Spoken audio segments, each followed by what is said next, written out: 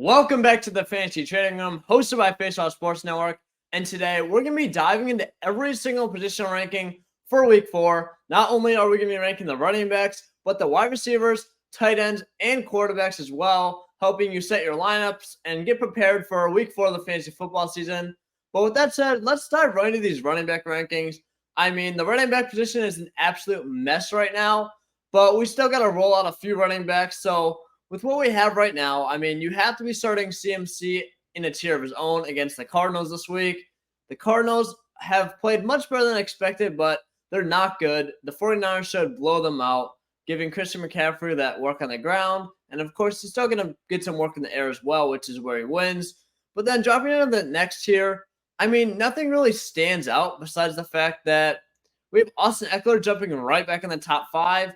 Now, I would like to wait a little bit, but with how bad this landscape is and how many injuries we have, Eckler has just proven that he's a top 3 option when healthy. So we kind of just have to be aggressive and rank him here. Coming right off an injury, playing, the Raiders, not a horrible matchup, not a great matchup. I think the Chargers should pretty easily win this game, helping Eckler as well. But Josh Kelly sucks as well. I'm so sorry for telling you to start Josh Kelly. I mean, he looked great week 1, but then once he actually got the role, he was just horrible. So that's pretty bad. Other notable players in this tier is Kenneth Walker. I like Walker as a top 5 RB right now, but at the same time, rest of the season, Charbonnet is taking more snaps and Walker is losing more snaps. So right now, Walker's a top 5 running back, but this could definitely change as the season goes on. And then we kind of got a big list of guys in tier 3. I mean, Josh Jacobs is at 8, and he has been horrible. But by the approach we have, Jacobs is a good running back. I mean, there's not much else to say besides I feel like things have to get better. The Chargers are a tough matchup as well, but none of these other guys have talent and volume. So we kind of have to rank Jacobs here and just hope and pray he gets better. Again, same with Barkley. I would like to wait on Barkley, but with how bad these running backs are, I feel like we kind of have to thrust him in right away. I have Kyren Williams at 9. He had a down week last week, but at the same time, he's getting almost every single touch out of this Rams backfield. The Rams are a lot better than expected, and they're playing the Colts. The Colts aren't exactly a great team, but it should be a close game, which allows Kyren Williams to, stay and operate near the line of scrimmage, get a lot of touches in the red zone and everywhere else. I think he has some touchdown upside, but solid matchup for Williams. I really like Kyren rest of the season. And then Derrick Henry has looked awful.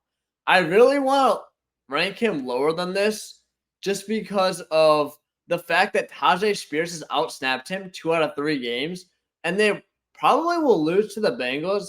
But at the same time, Joe Burrow is all banged up. The Bengals are a pretty good team if Burrow is back to his former self. I mean, that's obvious, but at the same time, I feel like we can't rank Henry any lower than a low-end RB1 just based on the talent and workload he should have. But again, dropping down to the next tier, we had Raheem Mostert at 12. Mostert absolutely exploded, and from now on, we are going to be starting Mostert as a top 15 running back until proven otherwise. The Dolphins are such a good situation for running backs. We also got Etienne here, but at the same time, I'm not completely sold on Etienne like I am with Mostert. Mostert has looked great all season. I'm continuing to rank him here. And then Zach Moss is a top 15, 16. I have him at 16 here. Back without Jonathan Taylor. He's looked very efficient. However, he's not a fantastic pass catcher, but doesn't really matter. I think he's right up there with the likes of Joe Mixon. 2 volume hogs. I think they're not great talents at this point in their career. But again, they've been pretty efficient for the most part, especially Moss. I actually could see Moss going ahead of Mixon, but that's why they're in the same tier. Dropping down, we do have DeAndre Swift behind Jahmyr Gibbs. Jahmyr Gibbs has already played. Once again, looked disappointing. These rankings have already come out before the Thursday Night Football game on Steve Bradshaw Fantasy. Just go over to the Faceoff Sports Network. Type in Steve Bradshaw Fantasy. You'll see all my rankings for the week there again. But we're having Swift here. I think he's in a good spot against the Washington Commanders. I'm just not completely sold on this Eagles coaching scheme. And then again, dropping down, I think one other notable ranking I got some hate for was James Conner. But again, I feel like the Cardinals are just going to get boat raced by the 49ers, which really, really screws James Conner because he is not an elite pass catcher once they're down. He's not going to be running routes down the field. So he can't operate under the line of scrimmage when the 49ers are beating the Cardinals 21 to nothing by the end of the first quarter, which really hurts him. Again, if they can keep it close, Connor can do what he's been doing all season and be a top 12 running back. I just don't see it this week. I would like him a lot higher than this for the rest of the season. Let's dive into some wide receiver rankings. We have Tyreek Hill and Justin Jefferson at the 1-2. I mean, that's pretty much how it's going to be for quite some time. Hill has cemented himself as a top 2 wide receiver, and this week I have him 1 once again. He's in a shootout with the Buffalo Bills. Going to be a great game. I'm super excited for this. I want as many pass catchers and just players in this game as possible, which is why I have Stephon Diggs at 3. Now, he's not on the same tier as Jefferson or Hill, just based on his performance so far. But again, big game, big shootout. I have Diggs at 3.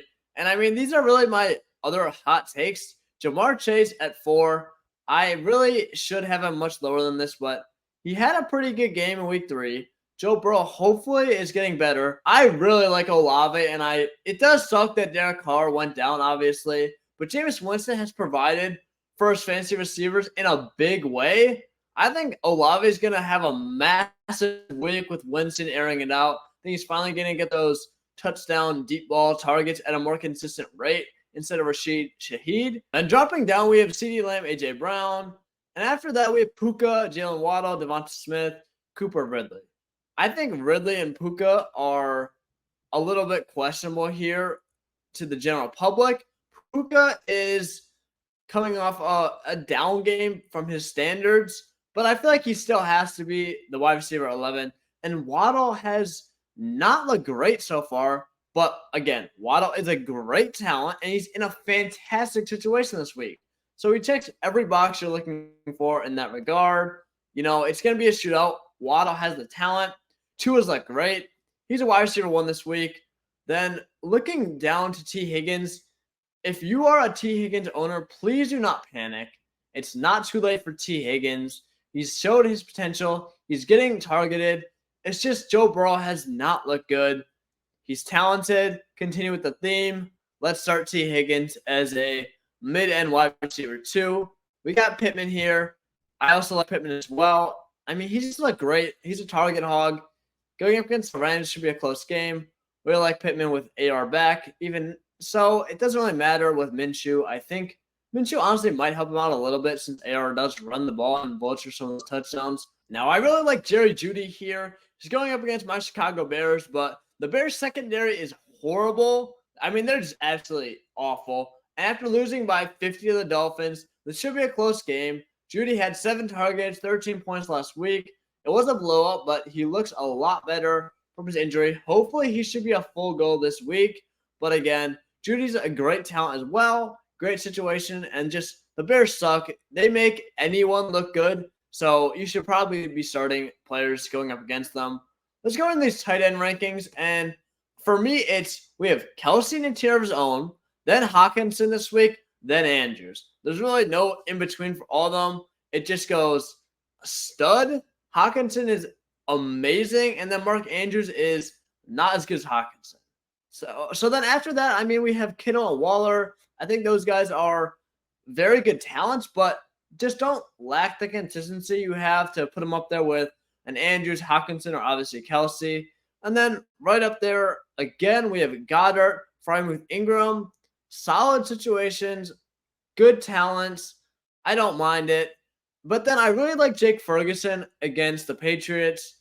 This should be a pretty close game. Ferguson has drawn targets, and he's continued to expand his role as that Cowboys pass-catching tight end, which has proven to be very fantasy relevant over the past few years.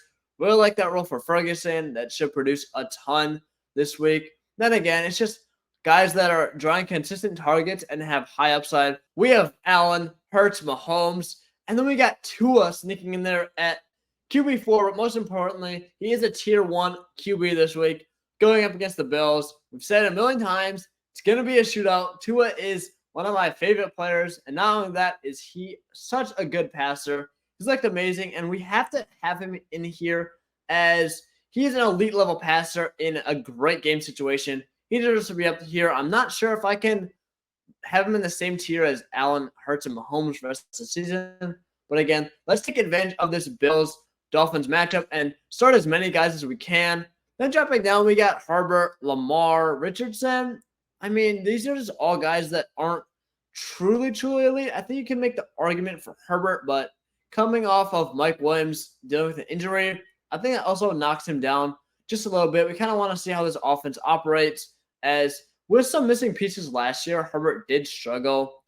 Tier 8, I'm starting Justin Fields.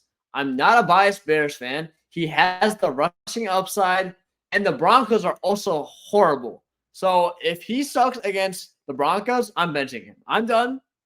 He is finished. I'm not making a claim that he can be good from fantasy this year anymore. I'm saying he's cooked in Dynasty. He's cooked in real life. And finally, put the nail in the coffin. He's cooked in redraft for the time being. But for now, we're starting him. If I'm wrong, well, I don't know. But you can clown me in the comments. You can tell me I'm an absolute fool for having him as a top 12 quarterback going forward. But for now, we are betting on the fact that the Broncos should hopefully suck. Fields should realize he can't throw the ball, needs to run it. But other than that, in this tier, I think this is pretty self-explanatory. Trevor Lawrence hasn't looked great either, but the Falcons are going to be a close game. So hopefully he should be throwing the ball, as the Jaguars haven't looked good. They have the potential. Watson, I really like Watson as well. He did show that he looks pretty solid last week. So going against the Ravens, it's a tough matchup. I get that, but I feel like at that point we're chasing upside with Joe Burrow as well, who is just he's bad. But at that low end QB1 tier, we're assuming this is a 1 QB league, so you're not moving the needle unless you have really high upside guys. I was thinking about putting Daniel Jones in here as well. I think he's the only other guy you can make an argument for, as I also did these rankings after Thursday Night Football for the quarterback position. So Jordan Love probably would have been up there as well. I feel like you have to chase upside at that low-end QB1 position because you're not moving the needle otherwise. But that's going to wrap things up. I really hope you guys took something away from this video, and I helped you with your fantasy lineups for week 4. But again, thank you so much for watching. We will be here every single Friday and every single Tuesday as well for waiver wires. But again, if you enjoy the Fantasy Trading Room and my content, be sure to like, comment, subscribe. Face Off is pumping out a ton of new content as well, so you don't want to miss anything. But thank you guys so much for watching, and I'll see you guys in the next video.